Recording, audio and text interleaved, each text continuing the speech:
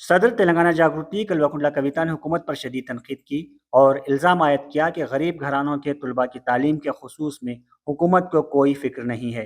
कविता ने कहा कि तकरीबन 8,000 करोड़ रुपये फीस रिम्बर्समेंट के बकायाजात की अदायगी न होने की वजह से डिग्री और प्रोफेशनल कॉलेजों समेत आला तालीमी इदारे बंद होने के दहाने पर पहुंच चुके हैं।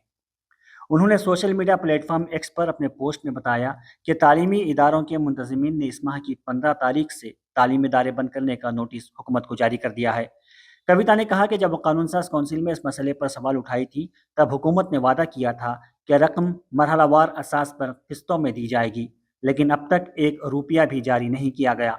उन्होंने इल्ज़ाम आयद किया कि रीइंबर्समेंट के बकायाजात की अदायगी के लिए हुकूमत के कुछ अफराद भारी कमीशन का मुतालबा कर रहे हैं, जिसकी वजह से अदायगी में गैर ज़रूरी ताख़ीर हो रही है।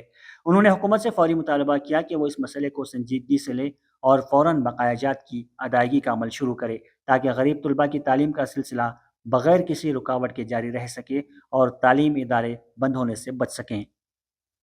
గవర్నెన్స్ అనేది కొన్ని రంగాలలో అన్న రాజకీయాలకు అతీతంగా ఒక కంటిన్యూస్ ప్రాసెస్గా కొనసాగాలి అధ్యక్ష.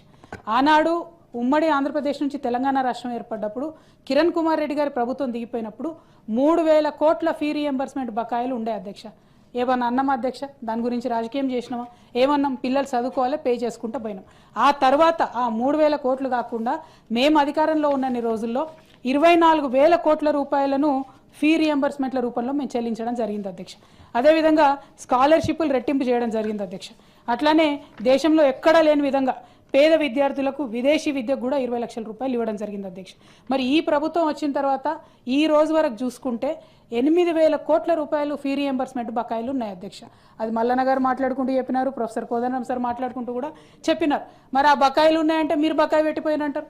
మీరు బకాయి పెట్టినా మేము బకాయి పెట్టినాం ఉంటుందా? పిల్లలకు డబ్బులు అందినాయా లేదా, పిల్లలు చదువుతున్నారా లేదా అన్నది ఉంటుంది.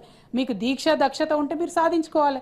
ఇదే క్వశ్చన్ బట్టి విక్రమార్క గారిని ఎన్నికల ప్రచార సందర్భంగా కూడా మీడియా వాళ్ళు అడిగితే ఆయన అన్నది ఏంటంటే, మా కాంగ్రెస్ పార్టీ మాకు అపారమైన అనుభవం ఉంది, మేము ఖచ్చితంగా చేస్తామని చెప్పారు అధ్యక్ష.